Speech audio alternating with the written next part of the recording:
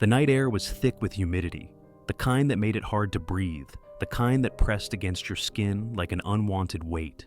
Malcolm Tate walked down the quiet suburban street, balancing a brown paper bag in one hand, his other shoved deep into the pocket of his worn-out Marine Corps hoodie.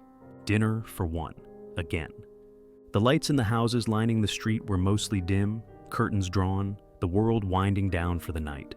It was a neighborhood like any other, except Malcolm had learned long ago that no matter where he went, he never quite belonged. The sound of tires rolling slow behind him made the hair on the back of his neck stand up. Not again. He kept walking, kept his posture relaxed, even though his gut told him to prepare for the worst. The squad car crawled up beside him, its headlights sweeping across the pavement like a predator searching for prey. Then the siren chirped, short and sharp. "Hey, you there, stop for a second." Malcolm stopped walking, but he didn't turn around right away. He closed his eyes, exhaled slowly. He'd played this game before. When he turned, the officer was already stepping out of the car, the second one still sitting behind the wheel, watching. The first cop was tall, built like a man who'd spent more time at the gym than at a firing range. The kind of guy who liked to remind people who was in charge. Sergeant Greg Harmon. His partner, Officer Luke Dawson, looked younger, more hesitant, a follower. Not the kind to start trouble, but the kind to stand by and let it happen. Harmon adjusted his belt, his eyes sweeping Malcolm up and down like he was deciding if he was worth the trouble. "You got ID?" Malcolm kept his voice steady. "What's the problem, officer?" Harmon smirked. "You match the description of a suspect we're looking for." Malcolm's fingers tightened around the bag in his hand. He already knew how this was going to go. It didn't matter that he had just come from a restaurant. Didn't matter that he lived 2 blocks away. "You mind telling me what the description is?" Malcolm asked. Harmon's smirk didn't budge. "A black male, medium build, wearing a hoodie." Malcolm let out a slow breath through his nose.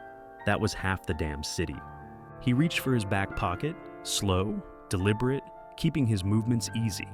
He pulled out his wallet and flipped it open, holding out his military ID. "Here's my ID," he said. "I live just up the street." Harmon barely glanced at it before snatching it from his hand. "Oh, look at this," he said, holding the card up like it was some kind of joke. "Marine Corps. Big hero, huh?" Malcolm's jaw ticked, but he kept his face unreadable. "I did my time, yeah." Harmon studied him for a second, then tossed the ID back at him. It hit the pavement between them, landing face down in the dirt. Malcolm's fingers clenched into a fist, but he didn't move to pick it up. He wouldn't give this man the satisfaction. "Hello, Mr. Pictures here, and before we continue with the story, please subscribe to the channel, as it would allow me to continue with these stories. Thank you. Now, back to the story." Harmon took a step closer. "Something wrong, soldier?" Malcolm met his gaze. He wasn't afraid of this man. He had faced worse. But he also knew how this ended if he said the wrong thing. "I'd just like to go home," Malcolm said, his voice calm. "That a problem?"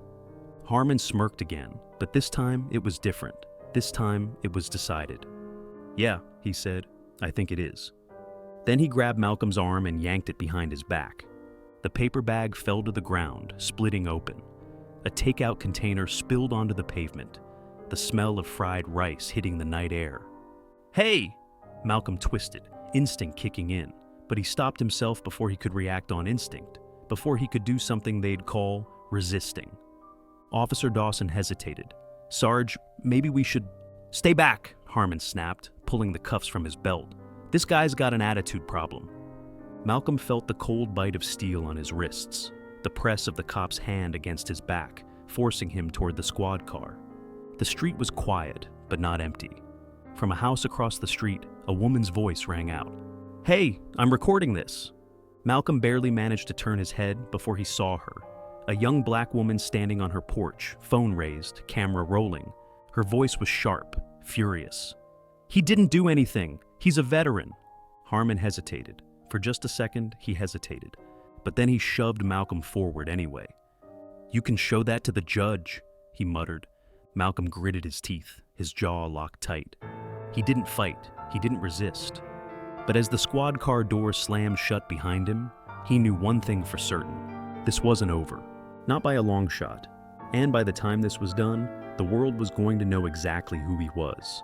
The holding cell smelled of sweat and desperation, the air thick with the kind of silence that only existed in places like this. Malcolm Tate sat on the cold metal bench, his wrists sore from the too tight cuffs, his mind still racing from what had just happened. This wasn't his first time in a cell, not because he had ever been a criminal, but because he had spent too many nights thrown into places like this for no damn reason. The first time was when he was 16, walking home from a friend's house when two officers claimed he fit the description of a robbery suspect. The next time was in college, then again after he got out of the Marines. Different cities, different cops, same bullshit. He let out a slow breath, steadying himself. This time, though, was different. This time, the whole world was going to see it. The officers outside the cell were whispering. He couldn't make out the words, but he could tell from their hurried tones and the occasional glances in his direction that something wasn't right. Then the metal door creaked open. Officer Dawson stepped inside, his usual smug expression replaced with something else. Hesitation, maybe even fear. "Get up," Dawson muttered, avoiding Malcolm's gaze. Malcolm didn't move right away. He had spent enough years taking orders from men like him. This time, he wanted to make them wait. Dawson sighed, shifting on his feet. "You're being released." Now, Malcolm stood. He was led through the processing area, past rows of desks where officers sat, pretending to work, but stealing glances at him like he was a bomb waiting to go off. At the front desk, a tired-looking officer shoved a clipboard in front of him. "Sign here for your belongings." Malcolm grabbed the pen and signed, then took his wallet, keys, and military ID, shoving them into his pocket. As he was about to step outside, Dawson spoke again, quieter this time. "This whole thing got blown out of proportion," he muttered. "You coulda just..." Malcolm stopped in the doorway and turned. His voice was calm, but every syllable carried weight. "I could have just what?" Dawson swallowed, glancing around like he didn't want to be caught having this conversation. "Just walked away." Malcolm let out a slow, humorless chuckle. "That's the problem," he said. "Guys like you think we're supposed to walk away." Then he stepped outside, leaving Dawson standing there, looking like a man who had just realized he'd backed the wrong side. The second Malcolm walked out the precinct doors, he was hit with a wall of noise. Reporters, protesters, people holding signs, cameras flashing, and standing in the middle of it all, holding her phone up like a weapon, was Lisa Carter, the woman who had filmed his arrest. She pushed forward, shoving past reporters, and stopped right in front of him. "You good?" she asked. Malcolm gave her a small nod. "Yeah." Lisa exhaled, shaking her head. "Man, you have no idea what's happening out here." Before Malcolm could respond, a microphone was shoved in his face. "Mr. Tate, what's your response to the police department's statement that your arrest was a misunderstanding?" Malcolm turned his head slightly, locking eyes with the reporter. He could walk away. He could go home, let this blow over, pretend like this was just another thing he had to endure, and move on. But he was done pretending. He stepped forward, clearing his throat. "My name is Malcolm Tate," he said, his voice cutting through the noise. "I served 12 years in the United States Marine Corps. I fought for this country. And 2 nights ago, that same country threw me in the back of a squad car for walking home with dinner." A murmur rippled through the crowd. Malcolm clenched his jaw. "This isn't just about me. This is about every black man who has been stopped for no reason. Every veteran who has come home only to find out they're still fighting a different kind of war." Lisa's phone was still recording. The cameras from the news stations were rolling. He let out a slow breath. "I didn't ask to be the face of this fight," he said. "But now that I'm here..." He lifted his chin. "I'm not backing down." The crowd erupted. Lisa grinned, shaking her head. "Damn right you're not." And in that moment, Malcolm knew. He wasn't fighting this battle alone. Back inside the precinct, Sergeant Harmon watched the scene unfold on a TV screen in the back office, his face twisted with frustration. "Hell of a mess you made," a voice said from behind him. Harmon turned. Detective Sarah Knox stood in the doorway, arms crossed, a file tucked under one arm. She had been watching him for a long time, waiting for the moment he finally went too far. And this was it. She stepped forward and tossed the file onto the desk. "You know what that is?" she asked. Harmon didn't answer. Knox smirked. "That's your disciplinary record. 34 complaints, excessive force, racial profiling, every damn thing you thought you buried. Harmon's jaw clenched. This is bullshit. No, Knox interrupted, her voice calm, dangerous. This is over. She leaned down, eyes locked on his. You're finished, Harmon. Hello, Mr. Pictures here, and before we continue with the story, please subscribe to the channel as it would allow me to continue with these stories. Thank you. Now, back to the story. Outside, Malcolm was still speaking, and the world was still listening. The city had become a battlefield. Not one of bullets and bombs, but one of voices, of pressure, of a fight that had been brewing long before Malcolm Tate ever set foot in that jail cell. The footage of his arrest had spread far beyond local headlines. National news outlets had picked up the story. Civil rights groups were demanding justice. Veteran organizations were calling for an investigation. And in the middle of it all, Malcolm found himself on the front lines of something much bigger than he ever intended to be a part of. The protests outside the police department had swelled in size. What had started as a local outcry had turned into a full-blown movement. Signs filled the air. People chanted his name, but it wasn't just about him anymore. It was about all of them, about every man and woman who had been silenced, ignored, or mistreated by the system that was supposed to protect them. Malcolm stood just outside City Hall, the press conference already underway. He hadn't planned to speak, but when Jordan Ellis, his lawyer, stepped aside and the reporters turned their attention to him, he knew there was no walking away now. He stepped up to the microphone, his gaze sweeping over the crowd. The heat of the lights, the weight of 1,000 eyes watching. None of it rattled him. He had faced worse. My name is Malcolm Tate, he began, his voice even. I served 12 years in the United States Marine Corps. I deployed 3 times. I fought for this country. And when I came home, I fought again, to find my place in it. The murmurs in the crowd settled. The camera zoomed in. But a few nights ago, none of that mattered. None of it stopped me from being thrown in the back of a police car. None of it stopped a man with a badge from treating me like a criminal before he even knew my name. His fingers curled against the podium. He inhaled deeply, keeping himself steady. I won't pretend this was the first time this has happened. I won't pretend I'm the only one this has happened to. But I can promise you this. It will be the last time I stay silent about it.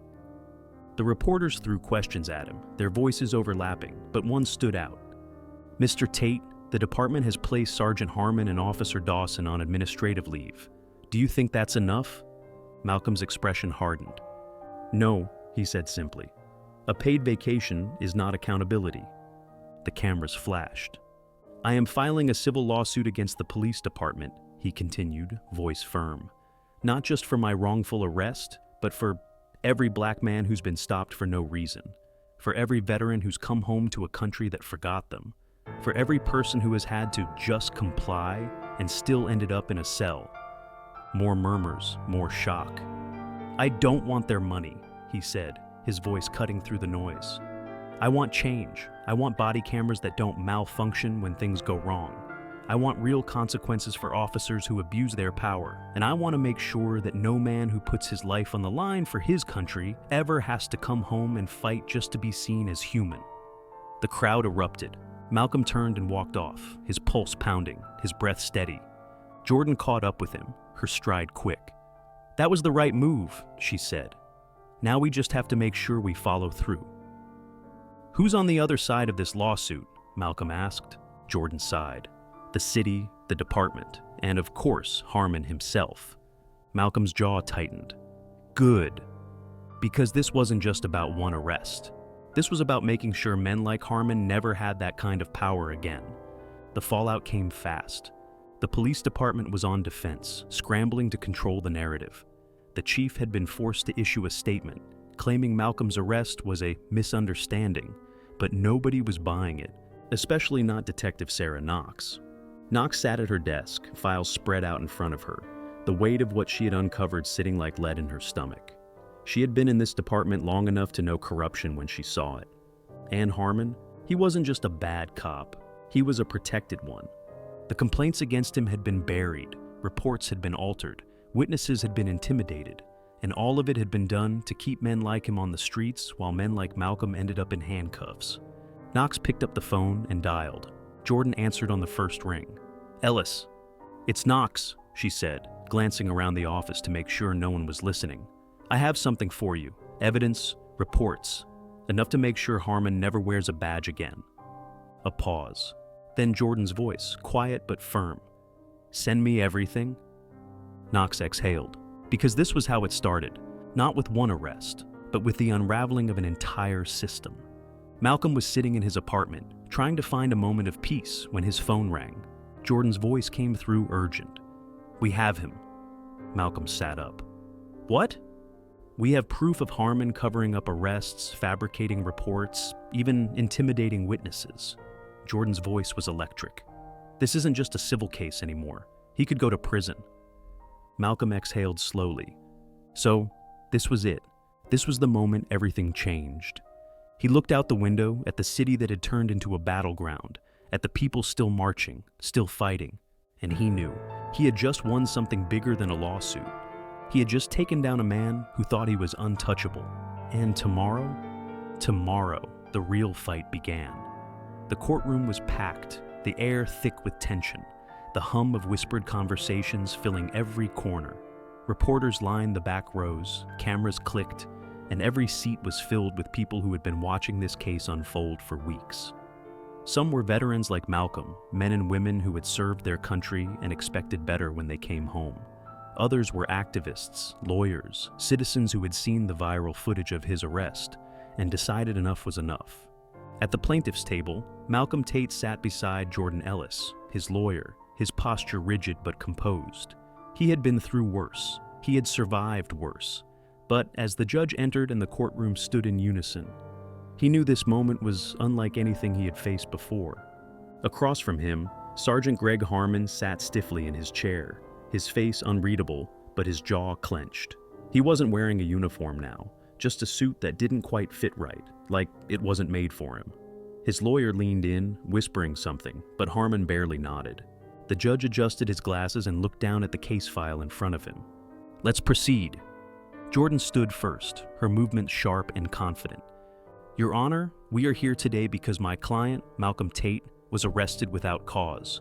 We are here today because the police department, under the leadership of men like Greg Harmon, allowed systemic abuse to continue unchecked." She turned slightly, addressing the jury, her voice steady. "My client is not a criminal. He is a veteran, a man who fought for this country, who risked his life for the freedoms we claim to hold so dear. And yet, when he walked home one night, none of that mattered, because men like Greg Harmon don't see veterans. They see threats." A ripple of murmurs passed through the courtroom. Jordan gestured toward the large screen that had been wheeled into the room, where the now infamous video of Malcolm's arrest was frozen on the first frame. "This," she said, clicking the remote in her hand, "is what injustice looks like." The video played, every second of it clear, undeniable. The murmurs grew louder as the courtroom watched Harmon slam Malcolm against the squad car, the groceries spilling to the pavement, the young woman's voice in the background shouting, "He didn't do anything! He's a veteran!" When the screen went dark, the silence that followed was deafening. Jordan turned back to the judge. "My client was humiliated, detained, and treated like a criminal for no other reason than the color of his skin. And this department, this system, allowed it to happen." She sat down, the weight of her words hanging in the air. Harmon's lawyer stood, his tone clipped, forced. "Your Honor, this was an unfortunate misunderstanding. Sergeant Harmon was simply following protocol, responding to a suspect description that Mr. Tate happened to match." Jordan cut in before he could finish. "Really? Because I have 34 other complaints against Sergeant Harmon for similar misunderstandings." A gasp rippled through the crowd. The judge frowned. "Ms. Ellis, is that true?" Jordan walked toward the judge's bench and handed him a thick folder. 34 complaints, she repeated, all buried, all dismissed. And if it weren't for this video, Mr. Tate would have just been another name on a list of people who never got justice. The judge skimmed the papers, his expression growing darker with each page. Then he looked up. "Sergeant Harmon, do you have anything to say for yourself?" Harmon shifted in his seat, his mouth opening slightly before he snapped it shut. For the first time in his career, he had no defense. The evidence was too strong, the world was watching, and no one, not even the men who had protected him for years, could save him now. The judge leaned forward. The court finds Sergeant Harmon guilty of civil rights violations, excessive force, and misconduct. He is hereby stripped of his badge and recommended for criminal charges under federal review. The room erupted. Reporters rushed to capture every angle, the crowd cheering, clapping, some people even crying. Malcolm sat still, his hands resting on the table, his breath steady, but inside, something unshakable settled in him. For the first time in a long time, he felt like justice had finally won. Hours later, outside the courthouse, the press conference was already in full swing. Malcolm stood at the podium, looking out over the sea of faces. Faces that had come to support him, that had turned his case into something so much bigger than just one man. "I didn't come here today expecting to change the world," he said, his voice calm but powerful. "But I came here knowing I had to fight for something bigger than myself." The camera zoomed in. "I'm not the first veteran to be treated like this. I'm not the first black man to be thrown in the back of a squad car for no reason. But today, maybe we take one step toward making sure I'm the last." The crowd cheered, people raising their fists in solidarity. Malcolm turned slightly, his gaze locking onto Lisa Carter, the woman who had recorded the video, the woman who had unknowingly set everything in motion. She nodded at him, a small smile playing on her lips. And in that moment, Malcolm knew. This fight wasn't over, not by a long shot. But for the first time, he wasn't fighting it alone. And that changed everything. 1 year later, the sound of hammers against nails, voices calling out measurements, the distant hum of a drill working through wood filled the air. Malcolm stood at the edge of the lot, looking up at the newly constructed building in front of him, the Tate Initiative for Veterans Justice. It wasn't just a shelter. It wasn't just a legal aid center. It was a promise to every veteran who had been forgotten, to every soldier who had come home and realized they had another battle to fight. A hand clapped him on the back. Logan Myers, an old friend from the Corps, grinned at him. Not bad for a guy who didn't want to be in the spotlight. Malcolm chuckled, shaking his head. Not bad at all. He turned back to the building, watching as volunteers worked, as veterans walked in and out. Some still finding their footing, some finally getting the help they had been denied for so long. For years, Malcolm had fought wars in other countries. Now he was fighting for something that would last. Something that meant no soldier would be left behind ever again. He took a deep breath, let it all sink in. Then, with the sun setting behind him, he walked through the doors, ready for whatever came next.